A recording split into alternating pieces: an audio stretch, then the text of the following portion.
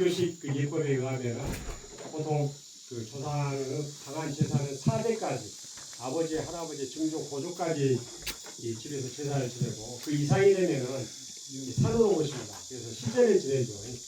시제를 지내고 또 4대로 하십니다. 근데 나라에 큰 공이 있을 때는 이 왕의 명령으로 이 부조지제는 특혜를 줍니다. 그래서 이분들은 중요한 분이니까 세세년년 영원히 제사를 그치지 말고 지내라 해가지고 그 사당을 지어주고 해마다 국가에서 그 제수라든가 이런 것들을 내려서 보내줍니다.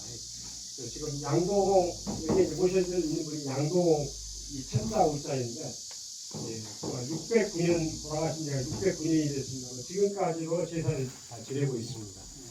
매년 한식날 일가 친족들 한 5, 60여 분 이상이 모여가지고 제사를 지내고 있습니다. 이문에 대해서 설명을 드릴게요. 사실은 이 집안의 중심은 전주시 완풍대구 다였습니다. 완풍대구는 누구냐면 태조 이성계의 형입니다.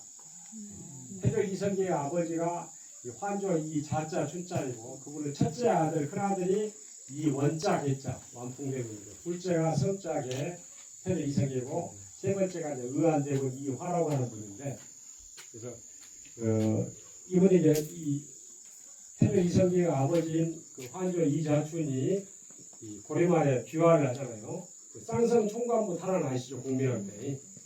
그래서 원래 몽골 원나라를 지배하에 있던 그 쌍성 총관부 수령이었었는데 공민왕과 내응을 해가지고 쌍성 총관부를 탈환합니다. 그래서 이제 우리 북방영포가 내년 확대가 되지 않습니까?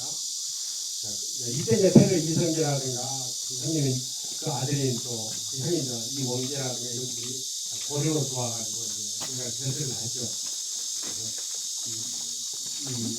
이 원기라고 하는 분도 그 고려말에 문화식은 평장사 지낼 정도로 고위 관직이 있고 그랬습니다만 두 분은 운명이 갈리게 된 것이 1388년 위화도 해군입니다. 위화도 해군 아시죠?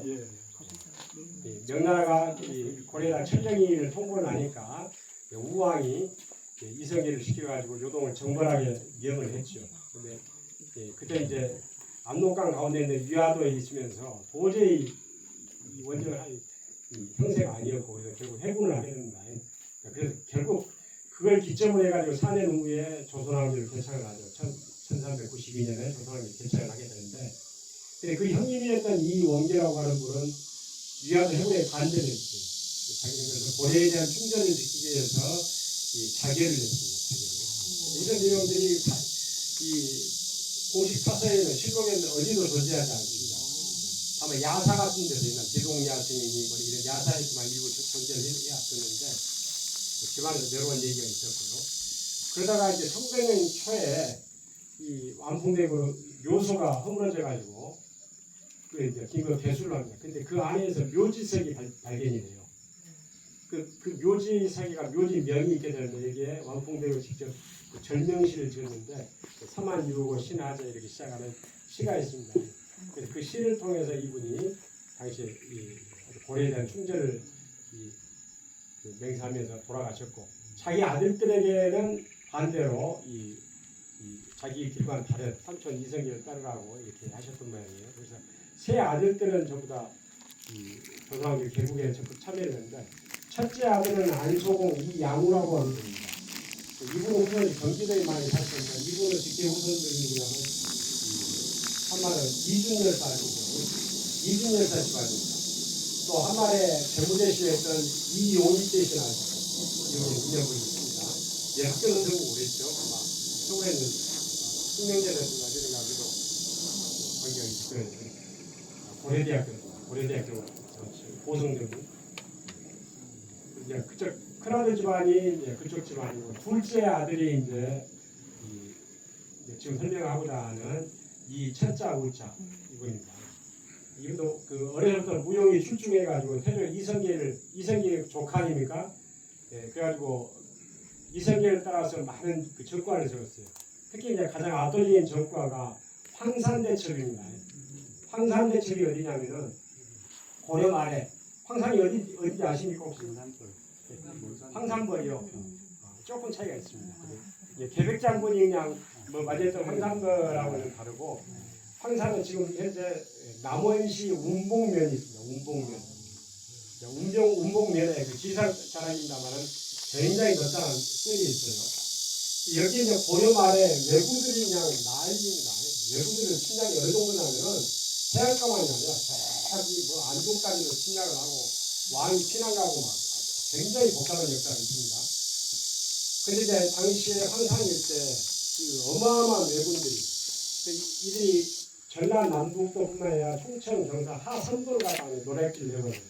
그때 왜군 장수가 불과 약관은 아기발도라만 많이 들어보셨을 겁니다. 이 신출기원한 아기발도에서 고려군이 연전 연퇴를 하는데 이때 태조 이성계가 출전을 해요. 그때 조카였던 이천우라고 하는 분도 거기 따라가지고 싸웠죠. 여러 가지 얘기가 있습니다. 여기 보면은 도저히 이 아기발도 용맹을 당해낼 바가 없었는데 그래서 태조 이성계가 자기 의형제였던 풍두란이라고 들어보셨습니까? 여진적으로부터 기여한 사람입니다. 한국용으로는 조선용으로는 이질환이라 해가지고 아니 조선 공신이 됩니다만은 자기 그 의형제 아우였던 그 이질환에게 내가 아기발도 투구를 쏠 테니까 네가 이 그런 얼굴을 쏴라 해가지고 그 신궁이라 그랬던 태조 이성계가 화를 남겨가지고 아기발도 투구를 맞춰서 그 투구가 땅에 떨어진 틈에 이질환이 그 풍부하게 화를 써가지고 아기발도 얼굴에 명중해서 그래서 대승을 거뒀다고 하는 얘기가 여러 가지 사태에 전합니다. 그래서 이 전라북도 운봉면에 가면 저도 최근에 갔다 왔습니다만 대구 황산 제첩비라고 하는 비석이 있어요. 근데 이 일본 놈들이 1945년 해방을 앞두고 얼마 남지 않은 시점에 일본 놈들이 그걸 폭발을 시켜버렸습니다. 황산 제첩비를. 그때부터 없애버렸던 거예요. 그것을 지금 종선의 할아버지였던 이용자 여자라고 하는 분이 있는데 이분이 자기 사진을 들여가지고 1958년에 복원을 했습니다. 그래서 지금 제주 황산 제철 비가 있고 그에 사적비가 있는데 거기 보면 이분이 썼던 비가 좀 있습니다. 종과 연관이 있는 분들이 여러분이 계십니다만은 다시 이제 처음으로 돌아갔어요. 그래서 이제 양도공 이천우라고 하는 분이 황산제철에서 외구들과 싸우다가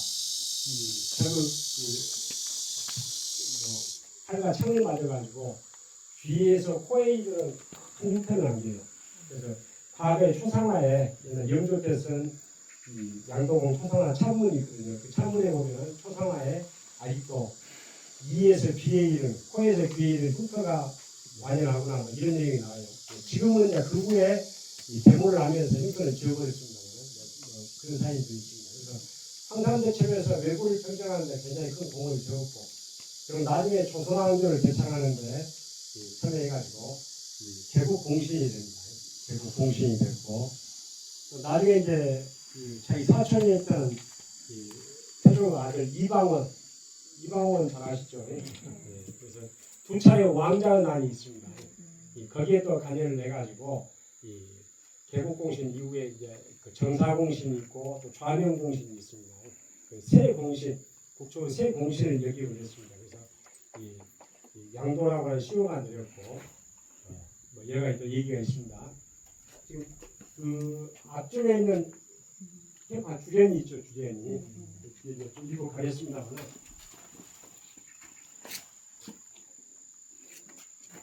여기 보면 한 말에 2조 판서, 2조 판서를 드렸던 연필 윤용구라고 하는 분이 석촌 윤용구 씨 글씨입니다. 거기 보면 지금 이런 있는데 여기 보면 용관 상군 뭐라고 써있죠?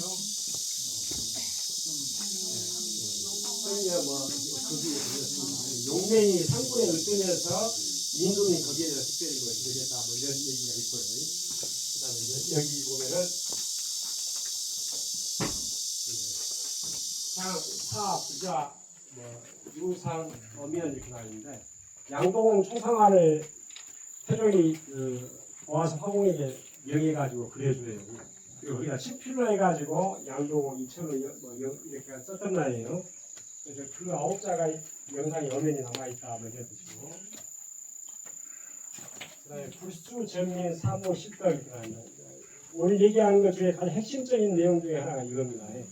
양봉이 퇴임을 하려고 하니까 태종께서 그동안 그 공을 참작해가지고 노비 80명과 양정 80견, 옛날 조선시대 토지 단위입니다. 이 절이라고 하는 것은 지금으로 따지면 1절이면 수천 평에 해당하는데 수백만 평의 토지와 노비 80명을 내려줘요. 이것을 양동께서 사양을 합니다.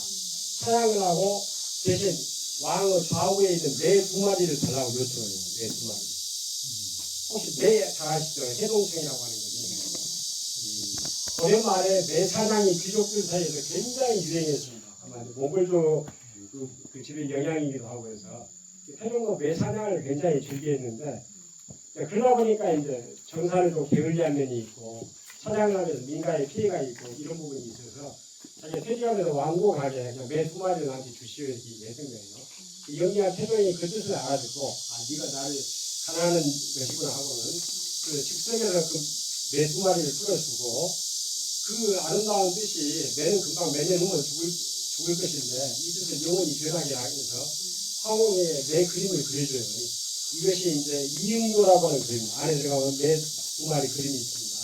노아 송걸도하고 백송걸도라고 하는 매 2마리 그림이 있고 그 그림이 전에 오다가 영조 때 이 대장 사라짐을 회선형을 막기 위해서 목판에다 새겼어요.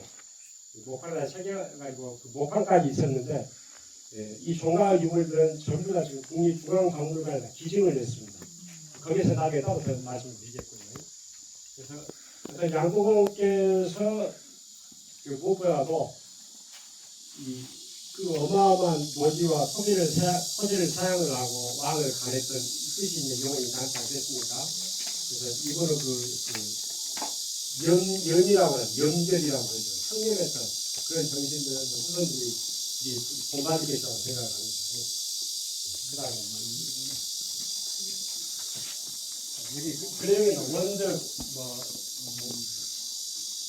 그만 오로지 원하는 것이 새 노리개를 원했는데 가히 풍규다. 가히 풍간이라고 하죠. 그 뜻을 알겠다고 하는 내용입니다. 진충 정사 1월 2가 나라의 충성을 다해서 사직을 안정을 시켰으니 해와 달처럼 빛나는도다. 부정 척사 정의로움을 돕고 사악함을 배척을 했으니 춘추의 대의를 더럽힌 것이다. 그래서 향 태종 건 부조시죠. 태종이 건설한 부조매에 유태가 안치되어 있다는 얘기입니다. 뿐만 아니라 지금 서울 종묘에 가면 종묘 아시죠? 종묘는 우리가 세계에 자랑할 만한 유네스코 세계 문화유산이긴 합니다만은 그 종묘에 보면 역대 왕의 유태가 쭉 있지 않습니까? 그 한쪽에 공신각이 있어요. 조선왕조 여러 가지 공신들의 유태를 모신 공신각에 모셔져 있습니다. 역대 왕의 그 공신들의 유태를 모셨는데 태종의 배향 공신이라고 합니다. 태종이 돌아가시고 나서 그 묘에 6분의 유패를 보십니다. 그 대표적인 인물이 하륜 잘 아시죠? 하륜하고 양도공하고 몇 분이 계십니다.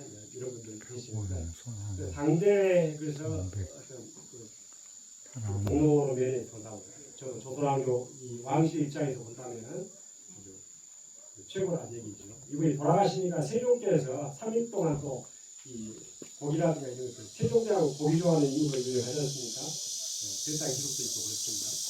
여기 이제 알부사교 사본유전 이분이 세종이 왕이 오는지 얼마 되지 않아가지고 양녕대군의 세자로 책봉을 해요. 그래서 옛날에는 또 그 책봉이라든가 이런 형식이 있기 때문에 명나라의 사신으로 파견합니다. 양녕대군하고 이분을 도와서 양동옥에서 정조사로 명나라 황제를 아련하고 여러 가지 그런 기록도 있고 그럽니다만은 그러면서 돌아오는 길에 곡부에 있는 공자 사당에 들려요. 조선왕조 최초라고 봅니다. 그래서 공자 도를 전해서 성리학이 이 땅에 뿌리를 내리는데 큰 공을 세웠다고 이런 뜻을 이제 아까 윤용구라고 하는 분이 주례로 썼던 겁니다. 윤용구라고 하는 분은 고종 때 이조판서, 예조판서를 지냈고 나라가 망할 때 이분들이 남작은 자기를 내렸어요. 근데 이걸 거절을 했습니다. 내가 조선을 선지로서 나라가 망하는데 부끄러움이 그러면 받겠냐고 그걸 거절을 했거든요. 이분이 무슨 독립운동까지 하고 그런 건 아닌데 제가 적어도 지식인으로서 양심이라든가 이런 것들이 있었기 때문에 조선왕의 충인이 있었기 때문에 그런 그 고위 남자 제의를 거절을 하고 평생 동안 가난하게 살면서 글을 많이 쓰고 그랬어요. 그렇습니다. 안으로 잠깐 돌아오시면 좋겠습니다. 잠깐 돌아오시죠. 이 안에가 보면 양동호 위대하고 양동호 이론정 이윤도 이런 게 다 있습니다. 잠깐 돌아보시면 네, 들어가겠습니다.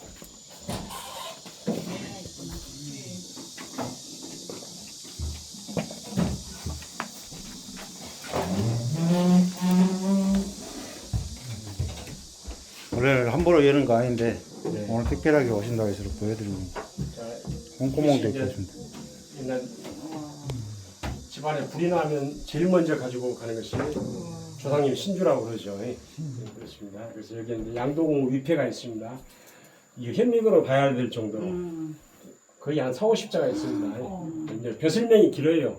뭐 대광보국 숭록대부 조선왕조 정일품을 이제 대광보국 숭록대부라고 하죠. 조선왕조 뭐 알죠? 대광보국 숭록대부 뭐 개국 정사 정남공신 추충 뭐 보리공신 해가지고 쭉 나오는데 현미경을 봐야 됩니다. 그 옆에가 이제 22대조비 아까 할머니 부부인 예시 이렇게 나와 있고요. 옛날 그래서 이런 식으로 관리를 합니다. 자세히 보려면 눈으로 안 보이고 카메라로 찍어가지고 계속 확대하면 글씨를 이제 판독할 수는 있죠. 근데 옛날 어른들이 이 작은 글씨를 어떻게 썼는가 모르겠어요.